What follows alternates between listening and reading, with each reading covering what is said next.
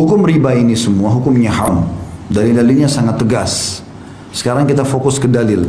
Karena nanti sebuah hadis teman-teman saya ingin antum renungi baik-baik. Tulis baik-baik, tempelkan di profil ya, dengan niat untuk mengingatkan kita sama orang lain. Jangan riya. Ingat selalu, tempel. Kalau bisa print, tempel di meja kerja. Tempel teman-teman perhatikan, ini bahaya sekali. Bahaya sekali. Saya bacakan dulu ayat, itu hadis nanti yang saya bilang ya. Pertama firman Allah SWT dalam surah Al-Baqarah ayat 275. Kata Syekh Abu Bakar rahimahullah, riba diharamkan berdasarkan firman Allah Subhanahu wa taala, a'udzubillahi minasyaitonir rajim, wa ahallallahu al-bai'a wa harrama riba. Padahal Allah telah menghalalkan jual beli dan mengharamkan riba. Jual beli silakan, transaksi jual beli. Riba tidak boleh. Ini saya pernah kasih contoh kalau soal ini ya. Jadi kalau misalnya seseorang mau beli mobil, dia nggak ada duit, maka dia boleh datang, saya boleh datang kepada teman saya mengatakan, saya mau beli mobil harganya 200 juta. Bisa kamu beliin nggak? Oh bisa saya beliin, tapi saya jual sama kamu ya Khalid ya, 220 juta. Jadi awal akadnya apa? Terakhir jual beli. Dia beliin saya beli dari dia. Saya udah tahu modalnya berapa, dia sudah ambil keuntungan. Tapi ini akad jual beli, dia bukan mengutangkan saya, tapi dia beli. Saya pun beli dari dia. Selesai, dia putus akad beli sama tempat sana, dia juga putus akad jual beli sama saya. Kemudian tidak apa-apa jatuh tempo 35 bulan, tidak apa-apa. Tapi jangan dia hitung utang, dia menghutangkan saya 200 juta, bukan mobil, sehingga hutang. Ini yang dimaksud perbedaan ayat di sini. Allah menghalalkan jual beli, Allah mengharamkan riba. Karena riba untuk umumnya itu adalah utang, kayak tadi riba jahiliyah, riba nasiah itu. Utang yang bertambah tanpa sebab, ya. Hanya ingin untuk dijadikan sebagai pendapatan. Juga dalam firman Allah SWT Al-Imran ayat 130, A'udzubillahi minasyaitonir rajim, ya ayyuhalladzina amanu la ta'kulur riba adha'afan mudha'afa. Hai orang-orang beriman, jangan kalian memakan riba dengan berlipat ganda. Ini yang jadi masalah teman-teman, kalau antum baca ayat ini kalau tidak faham, maka mungkin tidak bisa ya ditarik dalam kehidupan sehari-hari. Tapi kita kalau pertemukan ini memang ditanya begitu. Kalau kita terlibat dalam praktisi riba itu baru orang tahu ayat ini. Subhanallah, mulia sekali. Kapan kita buka pintu riba, maka pintu riba yang lain terbuka terus. Sekarang antum kredit, dia lihat 3 bulan saja kita sukses membayar, atau 6 bulan, dibukain lagi. Hah? Jadi terbuka lagi pintu riba yang lain. Kartu kredit itu makin besar harta antum, maka makin besar limitnya. Karena mereka berharap ada keterlambatan, 1-2 produk, 3-4 produk, maka hidup dari situ. Karena itu jadi masalah. Maka Allah sudah ingatkan, memang riba itu sifatnya adha'afa mudha'afa, sifatnya pasti berlipat-lipat. Jarang orang bisa riba sekali terus kemudian dia berhenti, kecuali dia taubat kepada Allah. Umumnya pasti terikat di sini, terikat di situ. Bahkan ada orang parah sekali, karena semua badannya riba. Odol, uang riba.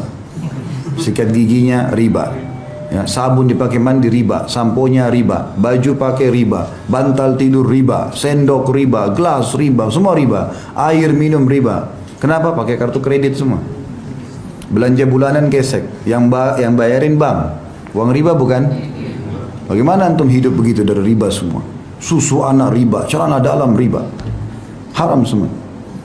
Gimana caranya nggak sadar ini? Maka ini poin, tangkap dulu contoh ini ya. Saya akan hubungkan dengan hadis yang saya bilang tadi, supaya betul-betul harus kapok ini, berhenti, nggak boleh tidak. Dan jangan takut berhenti teman-teman sekalian, karena bahaya sekali, ancamannya berat. Ya, maka dia akan terus berlipat-lipat itu. Seperti kasus kita bilang, enggak, saya tidak kena bunga kok. Misalnya tadi kayak riba nasiah. Tapi kalau antum telat jam 12 malam lewat 1 menit saja, udah kena. Oh kan bunganya cuma 50 ribu. Bukan masalah 50 ribunya, kena hukum ribanya.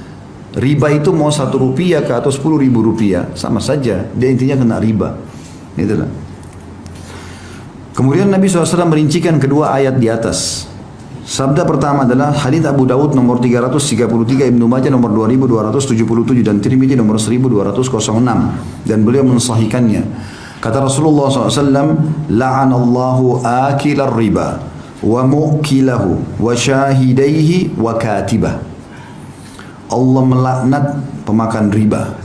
Makna melaknat, diangkat berkah hidupnya. Kalau makan tidak pernah cukup, pakai baju tidak pernah cocok, rumah tangga ribut terus, ada anak sakit, macam-macam. Allah melaknat pemakan riba, pemberi riba, yang mengambilnya dan yang memberikan. 2 orang saksinya dan pencatatnya. Pegawai, staf, tulis, tanda tangan, ya segala macam sama. Masuk dalam masalah ini. Berarti tidak ada yang bisa lolos nih. Jadi kan, kena semua. Saya kan cuma pegawai, tidak tahu apa-apa, nggak bisa. Siapa suruh kerja di situ? Ya, nggak bisa. Haram. Ya, nggak bisa kita cari halal ya teman-teman. Ya. Lebih jelas lagi hadis Nabi SAW, perhatikan baik-baik. Dikatakan oleh Nabi SAW dan hadis ini diriwayatkan Imam Ahmad nomor 21.450. Sanadnya dikategorikan sahih. Renungi baik-baik hadis ini. Kata Nabi SAW, dirham riba ya'kuluhu ar-rajul wa huwa ya'lam ashaddu min 36 zanyah. 1 dirham dari hasil riba yang dimakan oleh seseorang sedangkan dia mengetahuinya, dosanya lebih berat daripada 36 kali berzina. Antum zina sama 1, 2, 3, 4, 36 perempuan, itu baru sama dengan 1 dirham riba. 1 dirham itu 10.000 rupiah, 5.000 rupiah. Ambil bunga bank. Itu sudah 36. Bagaimana kalau kita kerja di sana, gajinya 5 juta? Nah, yang hitung sendiri. Kalau 1 dirham 36 kali berzina, kalau sekian juta berapa kali itu? Ini zina loh ini. Dan ini teman-teman sekalian, Nabi SAW berikan gambaran agar orang faham. Karena umumnya zina orang tahu itu haram. Gitu. Zina sama perempuan yang tidak halal bagi laki-laki itu orang tahu bobotnya berat. Selalu diingatkan. Di sini Nabi SAW datangkan 1 dirham riba. Bukan Nabi mengatakan misalnya 100.000 dirham riba. Enggak, 1 dirham riba. Paling kecil. Sama dengan 36 kali zina. Sudah faham sampai sini? Ini hadis yang lebih tegas lagi. Perhatikan setelahnya. Kata Nabi SAW, ini luar biasa teman. Saya kalau baca ini merinding, subhanallah. Hadis ini tegas, ini yang saya bilang tadi. Hadis ini disahihkan oleh Imam Hakim dalam kitab Mustadraknya. Kata Rasulullah SAW, Ar-riba 73 baban aisaruha ayyankiha ar-rajul ummah wa inna arbar riba irdur rajulil muslim. Kata Nabi SAW, riba itu memiliki 73 pintu, 73 tingkatan. Yang paling rendah, yang paling ringan, setara dengan seseorang berzina dengan ibunya. Ya? Itu berat sekali. Paling rendahnya sama dengan berzina dengan ibu. Teman-teman harus tahu ya, dalam bab zina, hukumannya beda-beda. Level-levelnya. Yang paling ringan dalam masalah zina adalah berzinanya orang. Dia pergi ke tempat zina, lalu dia zina, dia bayar pelacur, selesai. Itu yang paling ringan. Tapi itu juga sudah dosa besar. Ada di atasnya, zina lebih berat daripada itu. Berzina dengan istri tetangga, pasangan tetangga. Itu ditanyakan oleh Nabi SAW. Kata para sahabat, ya Rasulullah, dosa apa yang paling berat? Kata Nabi SAW, engkau berzina dengan pasangan tetanggamu. Tentu kalau orang zina dengan istri tetangga, berarti si istri tetangga zina sama suami tetangganya, kan gitu. Kenapa tetangga? Karena orang yang paling dekat. Sampai kata Nabi SAW, Jibril selalu mewasiatkan kepadaku untuk mengingat berbuat baik dengan tetangga sampai aku kira tetangga mau dapat warisan. Walaupun tetangga itu orang kafir, tapi kita berbuat baik. Nabi SAW waktu di Mekah itu disakiti dengan Abu Jahal, Abu Lahab, kena tetangga semua. Nabi SAW tinggal di rumahnya Khadijah. Khadijah rumahnya di komplek mewahnya Mekah. Sebelahnya toko-toko Quraisy semua. Hampir tiap hari pintu rumahnya ditaruh kotoran, taruh sampah. Nabi SAW sambil senyum, mengangkat sambil mengatakan, beginikah kalian bermuamalah dengan tetangga? Nabi nggak balas, karena tahu ini bahaya. Kalau dibalas maka hukumannya sama nanti.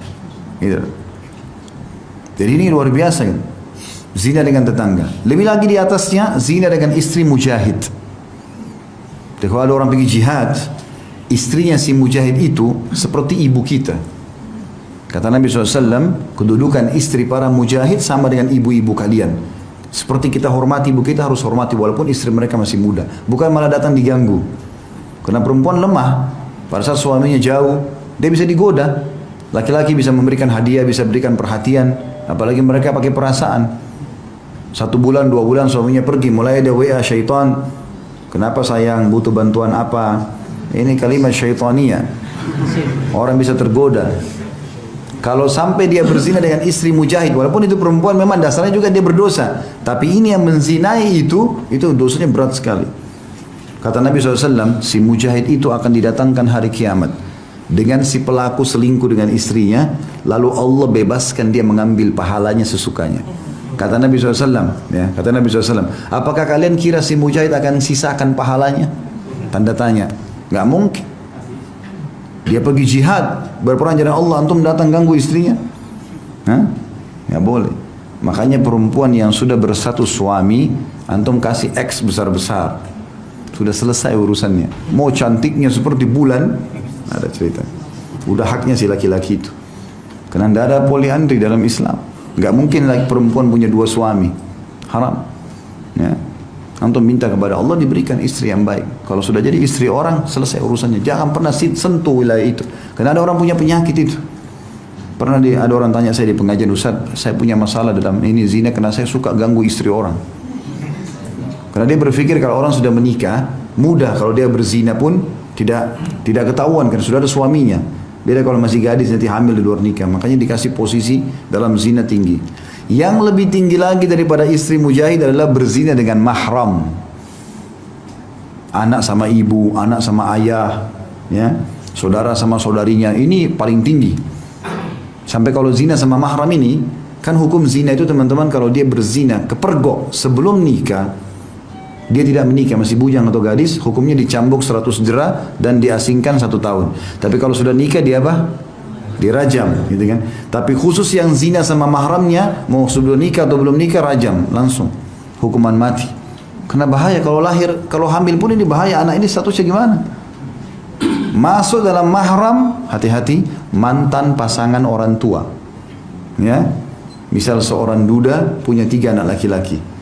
Umurnya si duda ini 50 tahun. Anaknya paling tua umur 25 tahun misalnya. Lalu sekarang dia nikah lagi sama perempuan umur 20 tahun. Berarti istrinya sekarang lebih muda daripada anaknya yang pertama. Tetap ini ibunya ini. Mahram abadi. Kalau ayahnya sudah menikah, ini ibunya. Seperti ibu dia, mustahil. Nggak ada apa-apa, nggak boleh apa-apa. Sampai pernah di zaman Nabi SAW ada orang menikahi mantan istri ayahnya. Oleh Nabi SAW diutus seorang sahabat, disuruh hukum. Ya. Disuruh hukum, kemudian diambil hartanya sebagai harta rampasan perang, seperti rampasan perang. Itu bahaya sekali, nggak boleh gitu kan. Jadi mantan pasangan orang tua juga masuk di sini. Sama juga dengan tidak ada namanya mantan mertua, tidak ada mantan anak mantu. Kalau sudah dinikahi oleh anak kita, berarti mahram kita abadi walaupun anak kita cerai dengan pasangannya.